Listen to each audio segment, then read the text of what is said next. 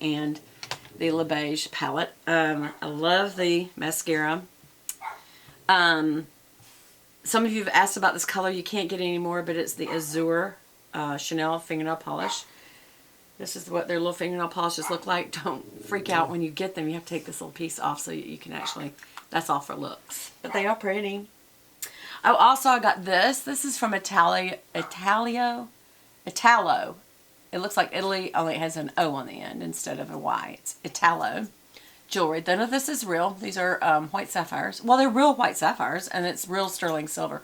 But it's so, so pretty. I cannot get my wedding ring, which is right here on the other one, on this knuckle at all anymore, even with that little hinge that they put in there. So now I just wear it on the opposite hand. This is actually not my wedding band. This is my engagement band is what I did instead of a solitaire. So I thought for fun I'd do an actual solitaire. These are 3 separate rings. There's a solitaire so you can kind of see it. But they really are good. The only thing is with the white sapphire, especially since I have a hand treatment on it, might wick into it. If you get any soap and water on this, it will start looking super cloudy like a piece of glass. It just doesn't look good at all. So you can't wear it when you wash your hands. So you got to remember when you take it off and set it down in the sink, I always pull out a towel, set it on there, wash my hands, dry my hands off, and then put it back on. But it is a pain in the butt to do that because I wash my hands a lot because I'm so sedentary during the day. I try to drink a lot of water and make myself get up and have to go pee, which means you have to wash your hands. Oh my gosh, I have a complicated life. Here's my handy Bible. Some of you have asked me about this. As a matter of fact, a lot of people have asked me about this little Bible. This is from Zondervan Publishing House. The Holy Bible. It's the NIV version, or the International Version, NIV. I do not see, it doesn't say anything else. It's just this size. But a lot of people said, Beth, that is such a perfect size because it's long and skinny instead of the square ones, that this will fit in your purse. Here's the only thing about it fitting in your purse. It's heavy. When you add a piece like this, it's heavy. It's about the size of my 8 Plus cell phone.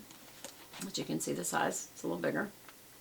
Maybe like a 10. I don't know what 10s look like, but and you realize there are Bible apps out there. I think mine's called, I'll just tell you right now what mine's called. Holy Bible. The U version.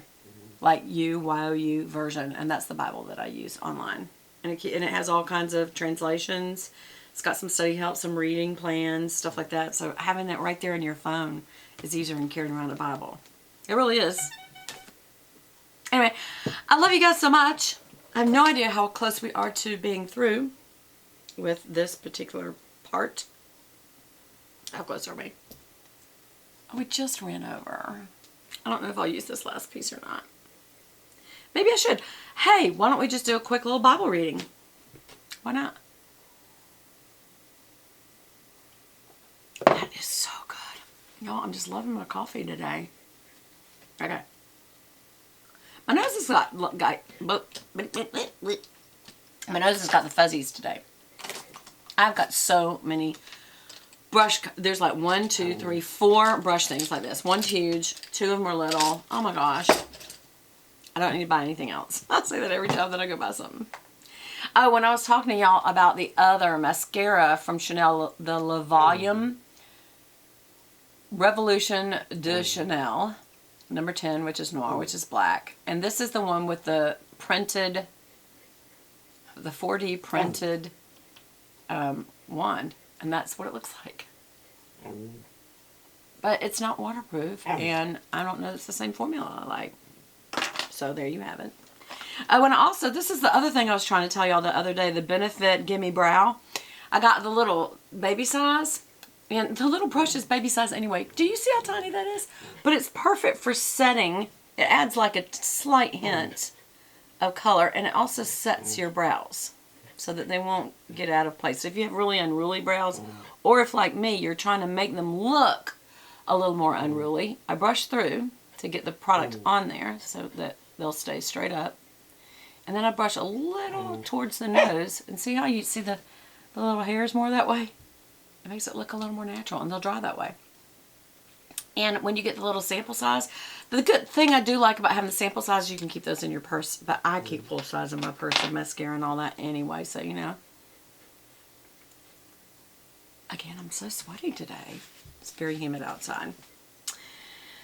Okay, so we're going to do a quick little Bible study. Why not? Let's just open the Bible. Okay, where did I open it to? The temptation of Jesus. Then Jesus, this is in Matthew chapter 4 if you want to put me on hold, and I'm just going to start reading. Then Jesus was led by the Spirit, which would be the Holy Spirit, into the desert to be tempted by the devil, which is Satan. I'm going to commentate the whole time, you know I will. After fasting 40 days and 40 nights, he was hungry. The tempter came to him and said, if you are the Son of God, tell these stones to become bread. In other words, go ahead and feed yourself, because he always comes to us in our weakness. It's easier for him if he comes to us in our weakness. So what's your weakness? Then turn that over to the Lord, because the enemy also knows your weakness. Not because he's all-knowing, but because he is... he's been around a while. He's been taking notes on us, and he goes to God and accuses us. He's an accuser, and Jesus stands on our behalf and is our defender. And but he does know. That's why, by the way, sometimes you'll have somebody who says they're a medium or a psychic, and they know some things. It's usually from the past, or they can make good conjecture for the future, but they're not prophets. They are practicing.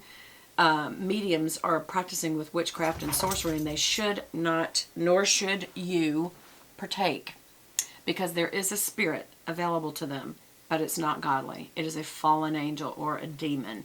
I know that sounds strong, but it's the truth, and that is how they may know something. Sometimes they're guessing, sometimes they've cheated and they know something about you. But the ones that just, will say, I know I can do levitation, I have powers and all that sort of stuff, stay away, stay away. I had a girl that used to do my hair, and she was a practicing Wiccan, amongst other things. She tried like 8 religions, including Christianity. It broke my heart. I kept trying to tell her about Jesus more, but she just made fun. And that's when I felt there was a spirit present anyway. But later on, she told me, if I want to, I can put a thought in your mind. And I looked her right in the eye.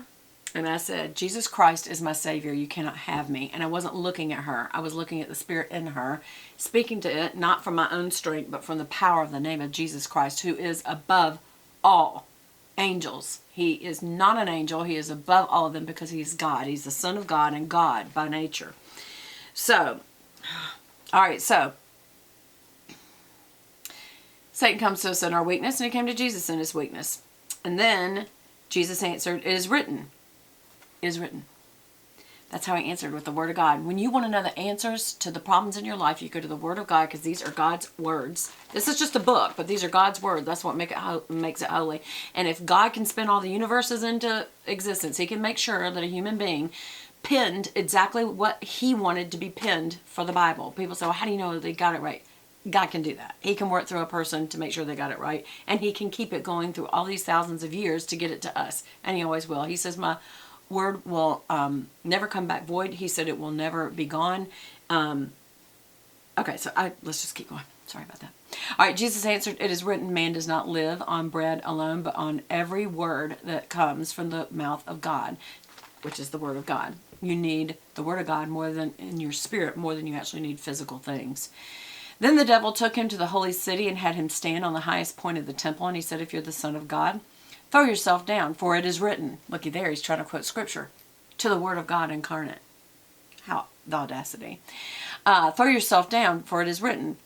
He will command his angels concerning you, and they will lift you up in their hands, so that you will not strike your foot against a stone. And by the way, that scripture that the devil was quoting was Psalm 91, 11, and 12.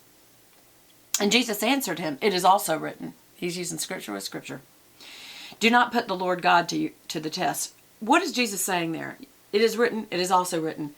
How you interpret the word, the Bible tells us, study to show yourself approved, so that you can rightly divide the word of God. What does that mean? Well, that means that if you stay in the word, you will know what the word sounds like. So if anybody tries to imitate it or twist it or use it inappropriately in the wrong context, you'll know it, because you know the Word of God. And you ask the Word of God, who is Jesus Christ, the Holy Spirit, who lives in you, to help you interpret correctly and live by the Word of God the way he wants you to.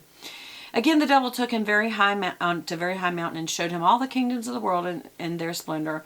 All this I will give to you, he said, if you will bow down and worship me. And Jesus said, away from me, Satan. So we're very sure who it is. For it is written, worship the Lord God and serve him only. Then the devil left him, and the angels came and attended him. That would be the good angels who were still on God's side. The bad angels had to leave. Jesus was emotionally, physically, and spiritually worn out because the angels had to attend to him. Imagine the intensity of him dealing with an archangel, which he made and loved. It was Satan, who was Lucifer, who fell away from God.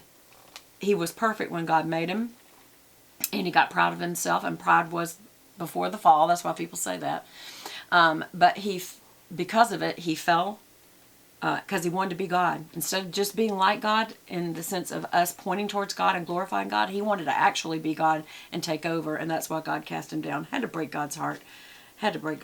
So what's really important again there is it talks about him taking him up to high mountain. Does that mean an actual mountain? People say, well, was it the actual temple? Which place?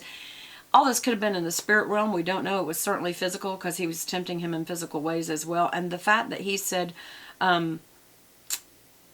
if you'll bow down, I'll give you all this. You got to remember that Satan is the ruler, the prince, the power of the air. On this earth, he does have a certain amount of power.